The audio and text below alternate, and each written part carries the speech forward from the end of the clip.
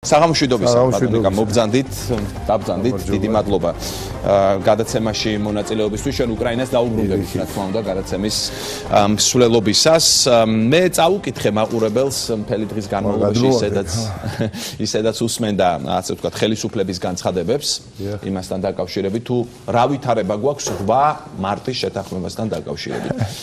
სავარაუდოდ იქნება ელჩების განცხადებაც ასეთი პირი უჩანს ამ ყველაფერს. შეგიძლიათ მითხრათ დადასტურებით, რომ იმ შეხვედრებზე, რომელშიც თქვენი პარტიაც მონაწილეობდა, უგულავა, ოქრუაშვილი, რურუა, აი ეს გვარები იყო ნახსენები და ამ გვარებთან დაკავშირებით მიმდინარეობდა, ასე ვთქვათ, დისკუსია. მოგესალმებით, პირველში გილოცოთ დაავადების დღეს. დიდი მადლობა. Facebook-ის მეშვეობით. მადლობთ. შევამჩნიეთ, რომ დიდი დღე გაქვთ. რამდენად თუ არ კაი საჩუქარი დაავადების სადაბოძების არ ვიცი რა. ხართ რეიტინგული სტუმარი, ამიტომ ჩავთვალოთ, რომ ეს არის. დიდი მადლობა თუ განცხადება გავრცელდა სულ რაღაც რამდენიმე წუთის წინ, უბრალოდ ვერ მოვასწარი ფიზიკურად. დიახ, ჩვენ ამას გავაცნობთ მაყურებელს. აკითხვა ეთერამდე ამერიკის შეერთებული შტატების საელჩო, რომ უბრალოდ არის ადეკვატური განცხადება. რა გითხრათ ეხლა 8 მარტის შეთანხმება აუცილებლად შესრულდება და აღსრულდება, რაც არ უნდა ბიძინა ივანიშვილმა ბრაზი გამოვიჩინოს საკუთარი თანაგუნდელების მიმართ. ეხლა დღევანდელი დღე რისი დემონსტრირება იყო ჩემთვის პირადად მორიგ ჯერზე.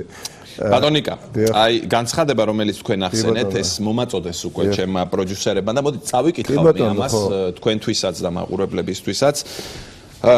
ამერიკის შეერთებული შტატების საელჩო ამბობს 8 მარტის შეთანხმება იყო ქართული პოლიტიკური ძალების მიერ მიღწეული ისტორიული მნიშვნელობის წარმატება, რომელიც მიზნად ისახავდა საქართველოს პოლიტიკური სისტემის დეპოლარიზაციასა და ოქტომბრის საპარლამენტო არჩევნებისთვის უკეთესი გარემო შექმნას, მას შემდეგ რაც დაპირებული საკონსტიტუციო ცვლილებები 2020 წლის საპარლამენტო არჩევნების სრულად პროპორციული საარჩევნო სისტემით ჩატარებასთან დაკავშირებით ვერ განხორციელდა. ჩვენ როგორც დიალოგის ფასილიტატორებმა ხელი შევუწყვეთ დისკუსიის პლატფორმის შექმნას, რომელიც ემსახურებოდა ნდობის შენებასა და საშუალებას აძლევდა მონაწილეებს წასულიყვნენ რთულ დათმობებზე. ჩვენი როლი არ გულისხმობს განხილვების შინაარსის გასაჯაროებას ან შეთანხმების განმარტებას. მიღწეული შეთანხმება საზოგადოებისთვის კარგადაა ცნობილი. ის ერთნაირად მოიწონა როგორც ქართველმა ხალხმა, ასევე საერთაშორისო საზოგადოებამ. ჩვენ აღნიშნეთ, რომ შეთანხმება შედგება 2 ნაწილისგან. ერთი ფოკუსირებულია საარჩევნო სისტემაზე, მეორე კი ყურადღებას ამახვილებს იმ საკითხების გადაჭრაზე, რაც სასამართლო სისტემაში პოლიტიკურ ჩარევას გავს. ჩვენ მოვუწოდებთ ყველა მხარეს სრულად დაიცვან შეთანხმების 2-ვე ნაწილი, რათა ის წარმატებით განხორციელდეს. ეს არის შეერთებული შტატების საელჩოს განცხადება. სწორედ ამერიკის შეერთებული შტატების საელჩო მონაწილეობდა როგორც შუამავალი ამ მოლაპარაკებებში, სულ რაღაც 5 წუთის წინ დაიდო ეს განცხადება. ბატონიკა, ფიქრობ თუ არა, რომ ეს რაიმე სიცხადეს მატებს ახლა პოზიციას, აქ არის ბოლო ფრაზა, ეს ძალიან საინტერესოა. ერთი რომ ფოკუსირებულია საარჩევნო სისტემაზე და მეორე ყურადღებას ამახვილებს იმ საკითხების გადაჭრაზე, რაც სასამართლო სისტემაში პოლიტიკურ ჩარევას გავს. ეს აბსოლუტურად მოსალოდნელი იყო და დარწმუნებული ვარ, არ დარჩება არც ერთი საერთაშორისო ჩვენი მეგობარი სახელმწიფო პარტნიორი, რომელიც არ გააკეთეს, არ გამოეხმაურება, მოდით ასე ვთქვათ. და მათ შორის დედაქალაქებიდან შეუძლებელია სხვაგვარად და ეს ახალი არ არის, ხო? მას შემდეგ რაც შეთანხმება შედგა, თქვენ გახსოვთ ამ შეთანხმებას წინ რა უძღოდა ჩვენი საერთაშორისო პარტნიორების მაქსიმალური მცდელობა, რომ შეთანხმება შემდგარიყო ხელისუფლებასა და ოპოზიციას შორის. ეს შეთანხმება რო შედგა, მერე რა ხდებოდა, რომ გავიხსენოთ, უბრალოდ მაყურებლებს რო შევახსენოთ, თუ კი ვინმეს გადაავიწყდა. მერე არაერთი განცხადება გავრცელდა ჩვენი ევროპელი კოლეგების, პარტნიორების, ანუ ჩვენი ქვეყნის კომაგების მხრიდან, ამერიკელი პარტნიორების მხრიდან, რომ კარგია რომ შეთანხმდით, მაგრამ ახლა ნიშნავენია რომ შეთანხმება აღსრულდეს. ხო?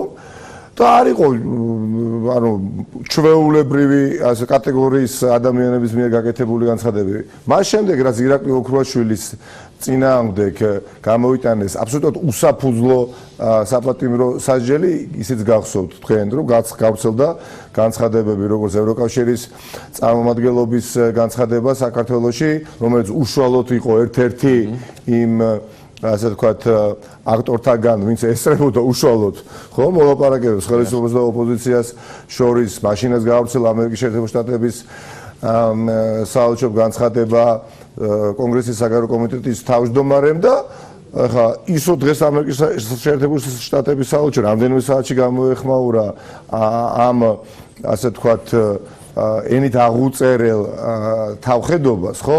ბიძინა ივანიშვილის მხრიდან არ არის გასაკვირი, უნდა ველოდოთ მრავალ განცხადებას და რაც არ უნდა ბიძინა ივანიშვილმა ამის თქმა მინდოდა და გამიწყდა სანამ თქვენ განცხადებაც აიკითხავდით.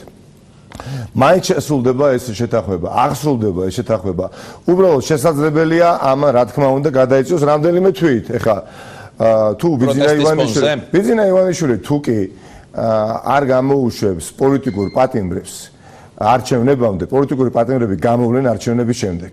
ამაში არ მეპარება ვახო არც ერთი წამით ეჭვი. მაგრამ ვიდრე არჩევნების შემდგომ პერიოდზე ვისაუბრებ. მე აბსოლუტურად მესმის საელჩოებისგან ისინი დამეთანხმებით ალბათ ვერ იტყვიან რომ ქვეყანას აი ეს პირდაპირ ტექსტით რომ ქვეყანას ყავს პოლიტპატიმრები ეს წარმოუდგენელია იმიტომ რომ მაშინ რადიკალურად უნდა შეიცვალოს ურთიერთობები ქვეყნებს შორის ხომ ხელისუფლებებს შორის როგორც მინიმუმ ამას ვერ იტყვიან მაგრამ არის ამ განცხადებებში მინიშნებები იმაშიც დამეთანხმებით ალბათ რომ ჩვენი საზოგადოება იმსახურებს უფრო მეტს იცოდეს იქ რა ხდება და იცოდეს როგორც ხელისუფლებისგან ასევე ოპოზიციისგან და ჩვენ ვხედავთ რომ სხვადასხვა რამეს ამბობთ ბატონიკა აი ახლა როგორ გაარკვიოს საზოგადოებამ სად არის სიმართლე იმ შეხვედრებზე თქვენი წარმომადგენლები იმყოფებოდნენ იყო თუ არა პირდაპირ ლაპარაკი სახელებითა და გვარებით რა თქმა უნდა უნდა გამოუშვათ ოქროაშვილი, უნდა გამოუშვათ უგულავა, უნდა გამოუშვათ რურვა, მანამდე იყო თამლიანი დღეს გარეთ არის, კი ბატონო, ეს საკითხი გადავდოთ.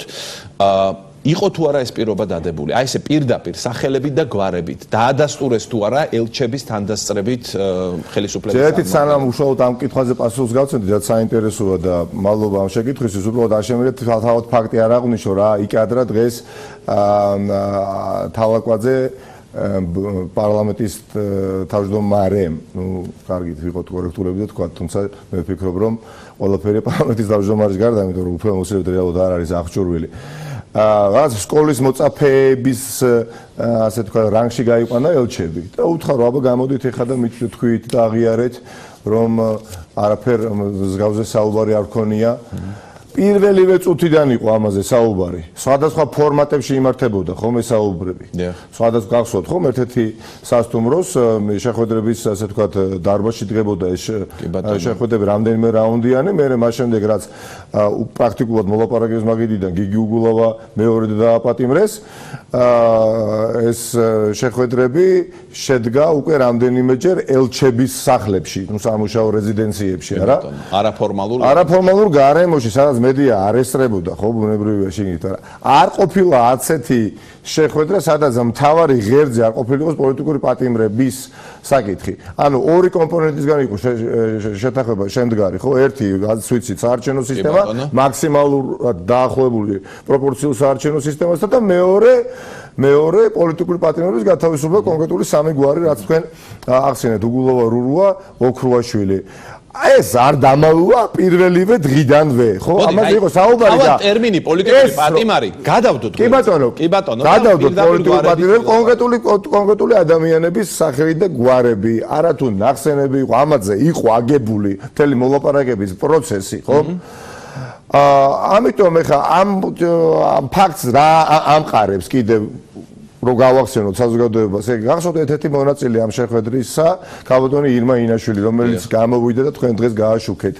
მისი მაშინდელი კომენტარი, როცა ის ხსნიდა ქალბატონი ირმა ხსნიდა, თუ რატო არ მოაწერა ამ დოკუმენტს ხელი. იმიტომ რომ არ ეთანხმებოდა ამ პატიმრების ნაწილში. დიახ, ხო, ანუ რას ნიშნავს ეს? იყო ესე იგი ქალბატონი ჩუგოშვილი თამარ ჩუგოშვილი, რომელიც ესწრებოდა ასევე მსგავს მოლაპარაკებებს და შეხვედრებს, მანაც თქვენს ეთერში დაადასტურა. ანუ ეს ყველასთვის ცნობილია, პირველ რიგში ეს ცნობილია საერთაშორისო ჩვენი პარტნიორებისთვის, ხო? ისინი ვერ იტყვიან, ბატონო. ისინი ბუნებრივია, ვერ იტყვიან, მაგრამ ეს განცხადება, რომელიც გავრცელდა, ამბობს ამას. ის განცხადება, რომელიც ოქრუაშვილის დაპატიმრების შემდეგ, უბრალოდ სასჯელის მისჯის შემდეგ გავრცელდა, ამას ამბობს. მე გეტყვით ამ ბოლო განცხადებაზე ხელისუფლება რას იტყვის? რას იტყვის? იტყვის, რომ ანუ მართლმსაჯულებაში ჩარევა არ უნდა იყოს, ეს არის შინაარსი არა, ასე იგი ამ განცხადების. იტყვის, რომ დიახ, ჩვენ ვეთანხმებით ამ განცხადებას, ჩვენ ვერ ჩავერავეთ მართლმსაჯულებაში. სასამართლო ჩვენთან დამოუკიდებელია, სასამართლო მიუსაჯა ამ ადამიანებს. ჩვენ ვერ ვუკარნახებთ ვერც სასამართლოს, ვერც პრეზიდენტს. აი, ჩემი არ დაპატიმრება, ეს იყო თუ არა პოლიტიკური გადაწყვეტილება საზოგადოება. ჩემი არ დაპატიმრება, ნუ რომელიც უკვე დაპატიმრებული ვიყავი, ხო? როგორც დაპატიმრების გადაწყვეტილება იყო მიღებული ბიძინა ივანიშვილის მიერ და არანაირი მოსამართლე გარაფიშუაში იყო გაგახსენეთ უბრალოდ ბოდიშით ეხა ჩემ თავზე არ მინდა საუბარო და პატარა რომ გავაძლიეროთ პატიმრების ასე თქვათ სასარგებლო არგუმენტები და რეალობა კიდევ უფრო კაფიოთ დავანახო მინდა საზოგადოებას კაცო სისხამ დილით რომელ საათზე 8 საათზე მივიდნენ პარლამენტში იმ მანამდე არასოდეს არ ყოფილან და არც იმის შემდეგ მივიდნენ არასოდეს და ბევრი მათგანი საერთოდ ვეღარც მივა პარლამენტში თუ აღარ იქნებიან პარლამენტის წევრები ხო და რაღაცა საკომიტეტო სხდომა 1 2 3 4 და გამამზადეს იმისავით შესაძლოა გოჭივით 7-8 საათში პირდაპირ ეთეში ხდებოდა ხო და მომიხსნეს ასე ვთქვათ, იმუნიტეტი, იმიტომ რომ მეორე დღეს დილით დავეპატიმრებიე, ხო? მაგრამ ეს ვერ მოხდა საბოლოოდ. და როგორც გადაწყვეტილება იყო პოლიტიკური, მიღებული, რომ დავეპატიმრებიე. და ამიტომ აჩქარდნენ ესენი, თორე რა უჭირდა, ეხლა მე რა სასამართლოს ჰქონდა ნებისმიერი დეპუტატის დაკითხვა შეუძლია, ეხაც მოქმედის. და ბრალის საყენება შესაძლებელია, ამას იმუნიტეტის მოხსნა არ სჭირდება. მაგალითისთვის ბატონი ვოცკის ახლა თუკი თქვენ აიღებთ მაგალითის სახი და ბრალს წარუდგენს რომელიმე პროკურორი ამ ყველაფერს იმუნიტეტის მოხსნა არ ჭირდება მაგრამ თუკი თქვენ დააპირებთ ბატონი ვოლსკის დაპატიმრებას იმუნიტეტი უნდა შეუჩეროთ ისე ვერ დაიწყო ეს იყო ეს ხდებოდა ჩვენ რატომ მოვიყარე პოლიტიკური იყო და ვის კითხეს აბა მურუსიძეს კითხეთ რას გეუბნება ეხლა თალაკვაზე აჩიკო თავმომწონი საუბრის მანერით რომ გამოდის და საუბრობს იმას რაზეც საუბრობს რას რომ ბატონი თადუმაძე არის დამოუკიდებელი ფიგურა უზენაეს სასამართლოს თავმჯდომარე?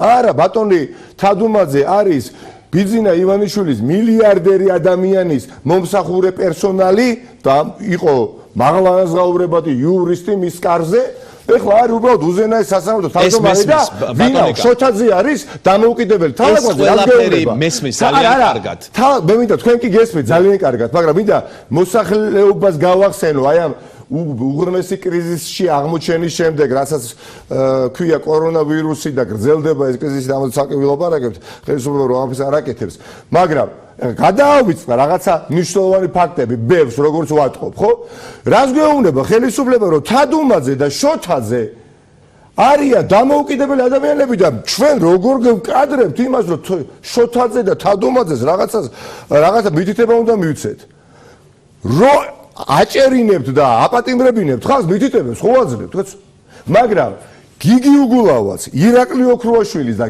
გიორგი რურუაც მომდენო 5 თვე უარეს შემთხვევაში ციხეში გაძლებენ აუცილებლად, მაგრამ წლის ბოლოს ყველა ვარიანტში გარეთ გამოვიდნენ. აი მაგალითად, თქვენი პარტიიდან ბატონი გრიგოლ ვაშაძე პირადად ესწრებოდა იმ შეხვედრებს. აი როდესაც მოვიდა გრიგოლ ვაშაძე პარტიაში, ხომ რაღაც ინფორმაცია გითხრათ არა?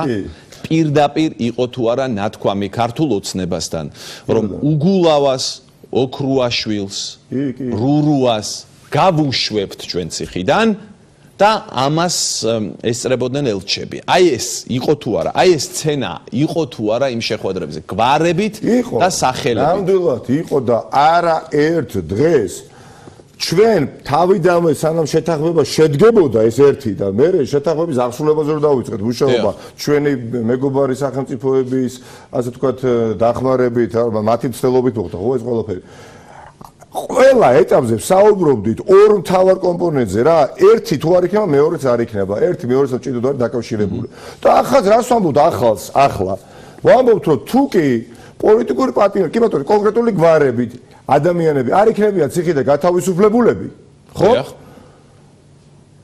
ოპოზიციური საპარლამენტო პარტიები ხარს არ კი არა ვერ დავუჭერთ კაცო ქართულ ოცნებას ვერ გავასუფთავებ და პირს ვერ მოვბანთ და არ მოვბანთ სოფლიოს თანამეგობრობის ასე თქვათ წინაშე რომ ისინი არ არიან მოძალადეები და მათ არ აქვთ ჯიბეში ჩანაწერი პრეზიდენტის ნაწილზე ხო გახსოვთ? რახან ირაკლი ოქუაშვილი დღეს უბრალოდ გამოკვეთილად ახსენა ბატონმა თუ აუცდები ყობახიძე თუ სალაკოძე მაგარ მახსოვს რომელიღაცა მათგანმა რომ ირაკლი ოქუაშვილიო ადამიანის წინააღმდეგო რამდენი ტკიცებულება არისო პარლამენტში იჭრებოდაო და ესა წინააღმდეგოს უწოდა პოლიციელებსო რამ ხელად ყია ტელეკომპანია იმედის მაყურებლისთვის საუბრობენ მხოლოდ ხო აი ხო არის ალბათ ქვეყანაში არის რაღაცა კატეგორია ვინც უყურებს მხოლოდ პოსტ ტივის და ტელეკომპანია იმედს აი მათთვის საუბრობენ რა არ თავენ რა თქვენ არ გიყურებენ არ იჭერს ტელევიზორი ან ანტენა არ ვიცი არ არსებობთ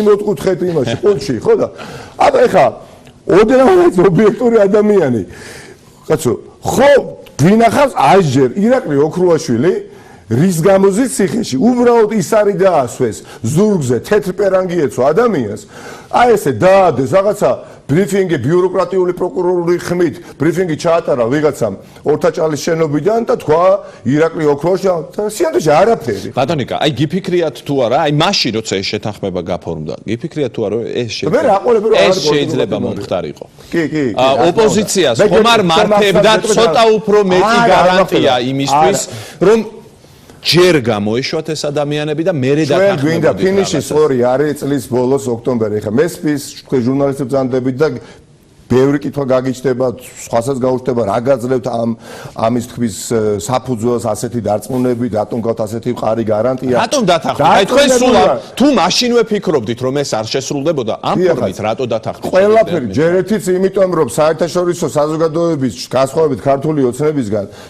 ჩვენ სახელმწიფოს მეგობრებს პატიეს ვცემთ და არ გვინდოდა რომ უბრალოდ ხელი გვეკრა ისე როგორც კრეს მათ უკვე მერამდენჯერ, ხო?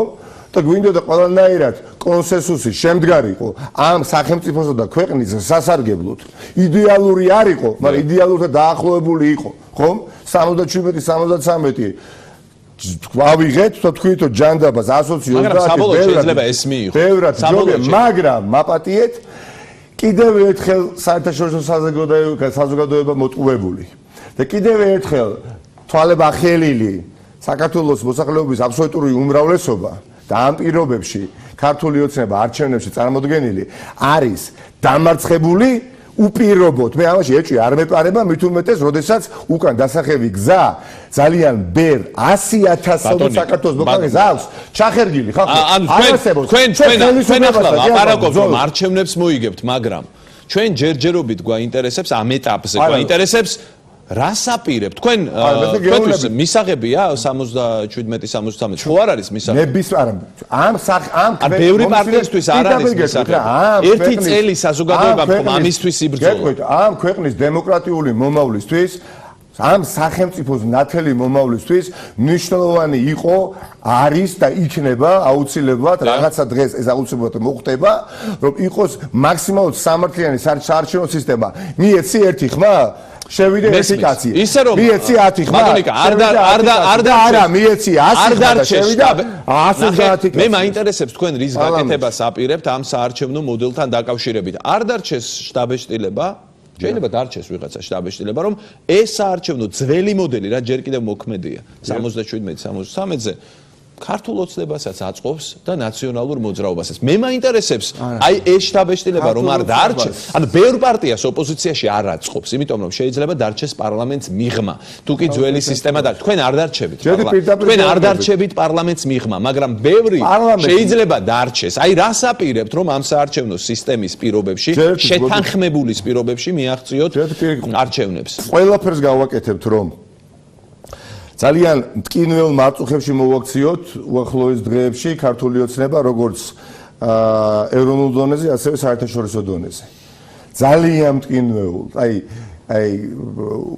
რეალურად უნდა მივახვედროთ ბიძინა ივანიშვილი მიუხედავად თავისი პანიკური მდგომარეობისა, რომ ჩემო მეგობარო, ბევრი ფული გაქვს, მილიარდერი ხარ, კრიმინალურ მაფიოზური მენტალობის ხარ საბჭოთა წარსულის მენტალობის ადამიანია, რომელსაც მართლა ასე გონია, რომ ეს შეიძლება იცხოვროს და ფუნქციონიროს სახელმწიფო მუდმივად. სახელმწიფო ვიღოთ თქვა, იგი არის ანტისახელმწიფოებრივი ელემენტი. ხო ხშირად გაგიგიათ ფრაზა, აი ანტისახელმწიფოებრივი ელემენტია. ანტისახელმწიფო ელემენტი, აი დათელი მაგალითი ეთე ბატონი ბიზნესი ევროში, იმიტომ რომ სახელმწიფო როგორც ასეთი მას არც აინტერესებს რომ იყოს. თვითონ არის ცოტა ძველი ფრაზაა და ცოტა ცუდ ასოციაციაა. ხო, მაგრამ მაშინ უბრალოდ იქ სხვა კონტექსტში იყო, მაგრამ ანტისახელმწიფოებრივი მოვლენაა ბიზნესი ივანიშვილი, რომლისთვისაც მნიშვნელოვანი კი არის, საერთოდ არაფერს ნიშნავს სახელმწიფო ინსტიტუტები და ასე, მაგრამ ჩვენ ვაპირებთ ერთ-ერთ ოპოზიციონერს ვესაუბრებ ბატონი კაი ერთ წამით ვესაუბრებოდი და თქვა რომ დიახ ვაპირებთ აქტიურობას რაღაც და მე ვუთხარი პირდაპირ ეთერში რომ იცით რა არის თქვენ ჩემთან სტუდიაში მოსასვლელათაც კი საშვი გჭირდებათ დღეს და ისე ვერ მოხვალთ რომ საშვი არ აიღოთ და აი რომ პოლიტიკურ აქტიურობაზე როდესაც გადავალთ თუ ამ მეორე გადავალთ ამაზეც მაგრამ აქვე მიპასუხეთ როდესაც ამბობთ რომ არაპირებთ ამის ასე დატოვებას როგორ რა მეთოდით კორონავირუსმა პოლიტიკური ვითარება შეცვალა ხო გესმით ეს არა ეხლა მაპატიეთ გასაგებია კორონავირუსი ეს რაღაცა გამიკითხეს ბოლოს არა უშავს ხო, თავარია. ხო, ოპერატორებს რომ იქნებ რაღაც. არა, ორი მაქვს და ერთი ჩავარ და ერთი. კი ბატონო, ისმის თქვენი ხმა გააგზავნა. კორონავირუსმა ბიძინა ივანიშვილმა თავიდან იფიქრა რომ სულზე მომისრო. მაგრამ ახლა დარწმუნდა რომ ძალიან ადრე ეწვია სამწუხაროდ ჩვენს ქვეყანას რა და მისდა საუბედუროთ ახლა ასევე პოლიტიკური თვალსაზრისითაც. იმიტომ რომ 9 თვით ადრე ეწვია დამხმარე ასე თქვა რგოლი. ამბობთ იმას რომ ერჩივნა ცოტა უფრო გვიან დამდგარი ხო ასე ბუნებრივია. ეხა ხალხის ძალიან დიდი ნაწილი, ვისაც ეგონა რომ ეს ხელისუფლება მართლა ცდილობს და ყველაფერს აკეთებს რომ რაღაცნაირად შემოსუბუქოს ყოფა ერთი ბრიფინგი, ორი ბრიფინგი, 3, 4, 5, 8, 10 ხო გავიდა ერთი თვე, ორი თვე და ეხლა ძალიან ბევრი ადამიანი მიხვდა რომ თურმე ძმაო, ამათ სხვა მუცლის გურემა ქონიათ.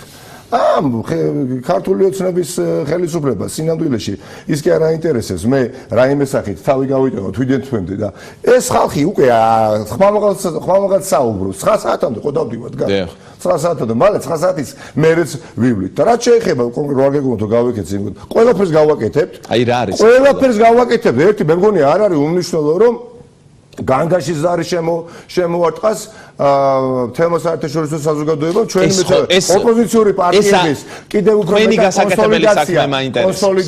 კონსოლიდაცია და ეხა დანარჩენი ფინიში სწორს ვართ პრაქტიკულად გასულები ეხა გულახთ და პრაგმატულად შევხედოთ რა იმის მაგივრად რომ ეხა ეს დამოკლეს მახვილი ამ თავზე სულ ეკიდება მაგრამ ისეც ხომ ვიცით პირდაპირ გეუბნები და არ გიმალავ და არ ვიპრანჭები ეხა ამ კითხვაზე პასუხის გაცემა ისეც ხომ ვიცით რომ ოქტომბრის ბოლოს არჩევნებია და ოქტომბრის ბოლოს არჩევნებში დამარცხების შემდეგ ხო პოლიტიკური პარტიები გამოვლენ და საარჩევნო თქვენ ისევ პოსტფაქტუმ ელაპარაკებთ 77-73-ზე რომ მიიღოთ სისტემა შემდეგ ხო ისედაც იცვლება საარჩევნო სისტემა არა ნახეთ რა შესაქმე 77-73 მერე კი მაგრამ არჩევნებამდე გეუბნები ამ ადამიანს მე დავასრულე 77-73 შენი მოსაზრება გიდა გითხრათ რატო გააკეთა ჩემის აზრით, აი უბირმა მილიარდერმა ადამიანმა ის რაც გააკეთა. უბირია დიახაც ადამიანი, რომელიც არაფერს ანგარიშს არ უწევს. განათლებული ადამიანი ამას არ კადრულობს, არ გააკეთებიებს და აჩიკო თავაკვაძეს. რა ჯერ უხელხო მდგომარეობაში აგდებს, ჯერ ალაპარაკებს ამ ადამიანს, ამ უცხოელებთან, ელჩებთან ერთს და მე გაბრაზდება ერთ ჩვენი ერთს და აკეთებიებს იმას რაც გააკეთებია. ბიძინა ივანიშვილს გულახდილად ასე მჯერა რა.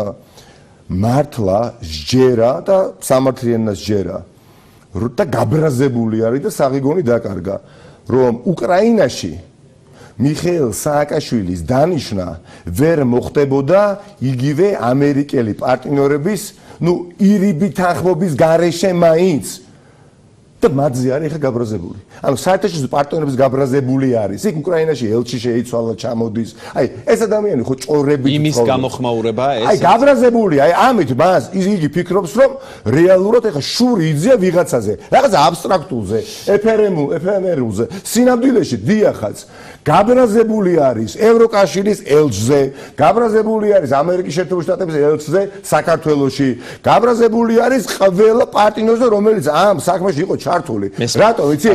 მას გონია რომ საკუთარი აი ამ ელჩების, დედაქალაქების, ანუ ცენტრების წარმომადგენლება არაფერი არ გააკეთებს, როგორც მინიმუმ, რომ მიხეილ სააკაშვილი არ დანიშნულიყო. აი ამ შეკითხვაზე მიპასუხე. 77-73-ზე საარჩევნო მოდელი. ჯარისკაცის მამა რო არის და პიროთ კალი ნაზად კონდა. აი ეს არის 77-73-ზე რომ მიიღოთ საარჩევნო მოდელი საბოლოო ჯამში ამ ყველაფრის ფონზე. აქ ხომ მხოლოდ პატიმრების საკითხი არ დგას. აქ დგას საარჩევნო მოდელი. გასაგებია, მაგრამ რას აპირებთ? მაინტერესებს. პარლამენტში ხმას რომ არ მისცემთ ეს გასაგებია. და ამან შეიძლება ოცნებას მისცეს შესაძლებლობა დატოვოს ძველი მოდელი და ძველი მოდელით უფრო დამარცხება ქართული ოცნება. აი აქ ახლა შეკითხვა ზუსტად. ანუ თქვენ ხართ ორი მსხვილი პარტია. ქართული ოცნება, ნაციონალური მოძრაობა. თქვენ ამბობთ რომ ამ სისტემითაც მოვუგებთ. ანუ ამბობთ რომ კი ბატონო იყოს ეს სისტემა. ოცნებაც იტყვის რომ იყოს ეს სისტემა და თქვენ ორს გაძლევთ ეს ხელს და დანარჩენებს და შეიძლება დამარცხდეთ ამ არჩევნებში ბატონიკა. გამორიცხული არის არ არსებობს. სხვა პარტიები კიდევ დარჩნენ პარლამენტს მიღმა. ხომ არ ვიღებთ სურათს რომ თქვენ ორს გაწყობთ ეს სიტუაცია? არ არსებობს აქ ორი მხარე, არ არსებობს აქ ნაციონალური რევოლუციური პარტია, ევროპული საქართველო, კიდე სხვა პარტია. არ არსებობს გირჩი და სხვა პარტიები. არ არსებობს და იქ რატო არ არსებობს ორი მხარე. ისტორიის სწორი მხარე, სადაც ყველა არის ვისაც უნდა ნათელი მომავალი ერთი, რაც არ უნდა რაღაცა ისეთი მოყირჭებულად უკვე ჟღერდეს, მაგრამ ასეთია ნათელ მომავალში გულისხმობ, რეალურად ყოფა იყოს უკეთესი როგორც მინიმუმ ვიდრე დღეს არის, ხო? და მეორე მხარეს არის სახელმწიფო კი არა, ოლიგარქია. ფარცხალაძე, მურუსიძე, ჩინჩალაძე, აი ეს ადამიანები ვითომ პარლამენტის თავმჯდომარეში არ დავდომარე.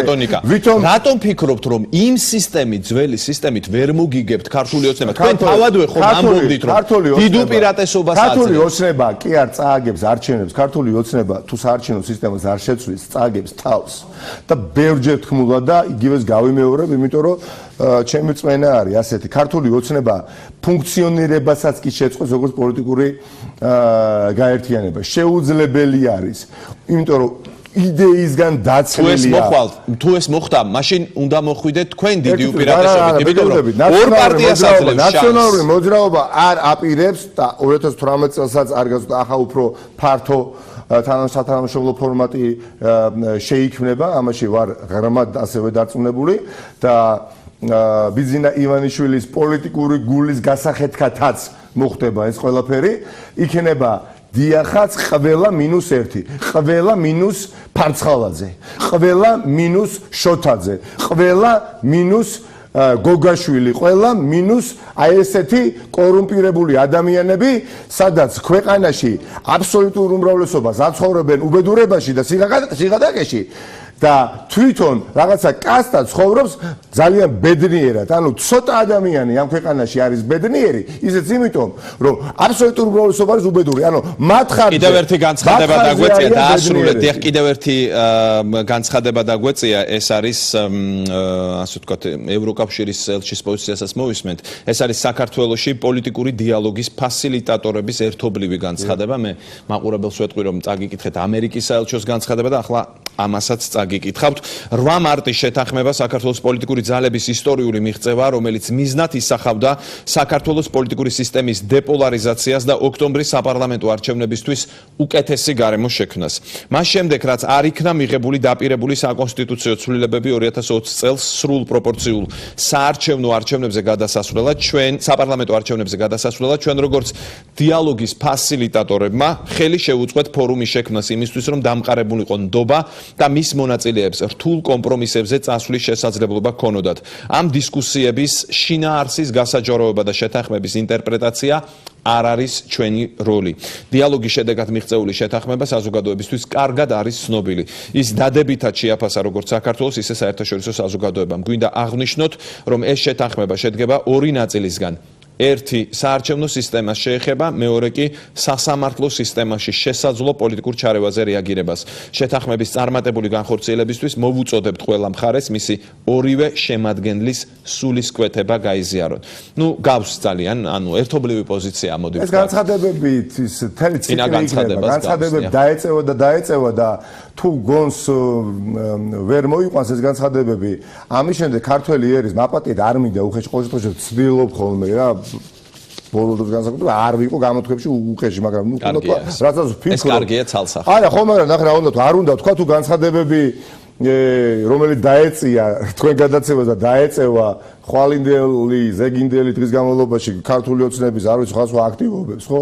და ეს აზრზე ვერ მოიყვანს მათ. ამის შემდეგ რა მოხდება? ან თქვენ ფიქრობთ, დაეწევა ქართული ერის, საერთაშორისო საზოგადოების პოზიცია ცალსახად ქართული ოცნების წინააღმდეგაა. აი ქართველი ერის, აი ფეხსაცმლის ჭვინტი, აი ნასოქს რო ვეძახით, ხო არის ფეხსაცმლის ჭვინტი აუცილებლად. ხახდო ეს არ არის ბრძოლა უბრალოდ ვინ მოვა და წავა ხელისუფლებაში და ხელისუფლებიდან.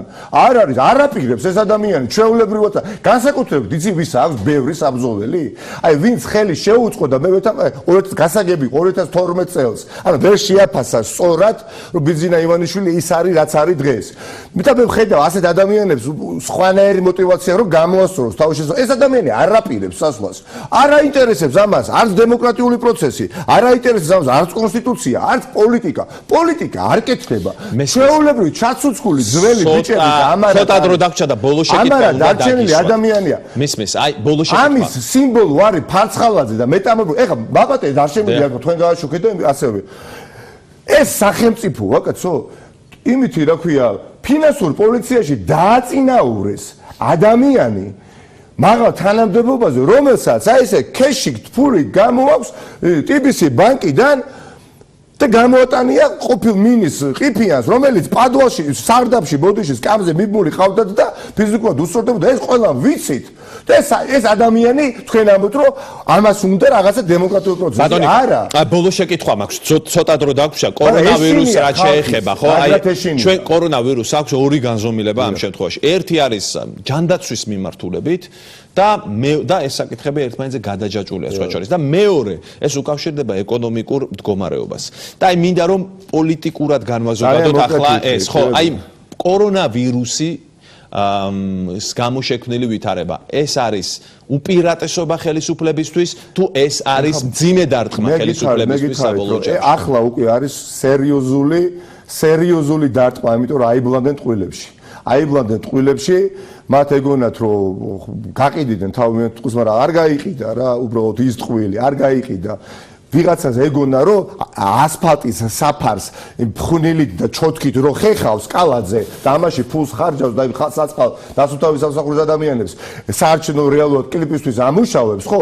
ეპიდემიას თავიდან აი ამდენად დიდ შევაწყობას აყენებდნენ მოსახლეობის ნაწილს. ეგონათ რომ იმდენად ასე ვთქვათ ინტელექტზე გამოვისეინებ ქართველი ერისა რომ დავაჯერებ კახა კალაძე ეს ადამიანი რომელსაც მართლა არ ვიცი დაგენიზლავებით ცხოვრებაში ერთი წიგნი არ აქვს წაკითხული.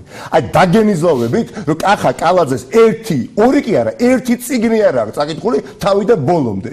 არც ერთი არ აქვს. ხო და აი ეს ადამიანი რომ ხეხავდა დააჯერეს გამიგეთ, მაგრამ ეხა ყველა მიხვდა. ამერა გამყრელიძე გეხვეწებით, გთხოვთ სტუდიაში რომ გეყოლებათ, კითხეთ, რომ ეპიდემიასთან ბრძოლაში რა როლს თამაშობს რუსთაველის გამზირის ასფალტის საფარის ესე რა ხეხვა.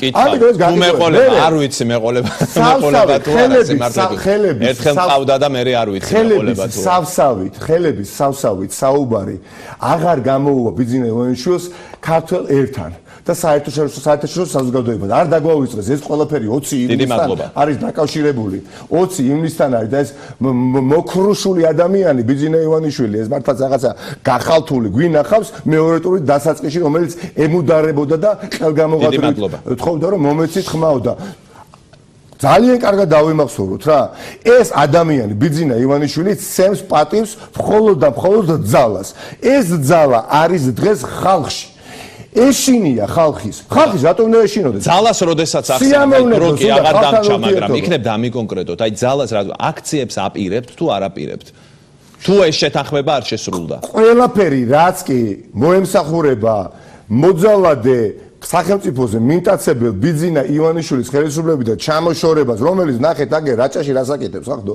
და ნუ გონია იქ ნუ რა ვიცი დაგვავიწდა რაღაცები მათ შორის საყტრისი ხო როგორ ბუთქა და ეხაც ამოვა კაცო დედამიწის ქერქში იქეკება ადამიანი ეხა მაპატიეთ რა მართლა ეხა თქვი 30 წამი და წავა დიახაც ეხა ყველა ხო ვიცით გავიხსენოთ ეს კაცი რატომ ზიდავს ამ ხეებს იმიტომ რომ ჯერ ადამიანს რომ დენდროთერაპია მას სიცოცხლეს გაუხანგძლივებს და ამ ხეებს ეხუტება ხახდო რატო გონიათ მართლა ეს არის მიზანი მთავარი სახში რომ მიაქ ეხა აბაშის რაიონი და ხობის რაიონი და რო წაიღო ხერა ყველაზე მაღალი იყო არა ყველაზე განიერი იყო არა ნახეთ რომ ეხუტება არა დენდროთერაპია არის თერაპია რომელიც გულისხმობს ხეებით კურნალობას ხო მაგრამ სანახეთ რომ ბიძინა ივანიშვილის სწორედ ამიტომ საქართველოს ჩემთვის ძალიან კომპეტენტური ადამიანებთან კომუნიკაცია მქონდა და ზუსტად ვიცი რასაც საუბრობ და მithქოს და ვიმეორებ. ამისთვის მიაქვს? აბა რისთვის მიაქვს ამ ადამიანს? დიახაც ისე გონიერ რისთვის არჩევენ? მანამდე ჯგუფი ყავს შექმნილი.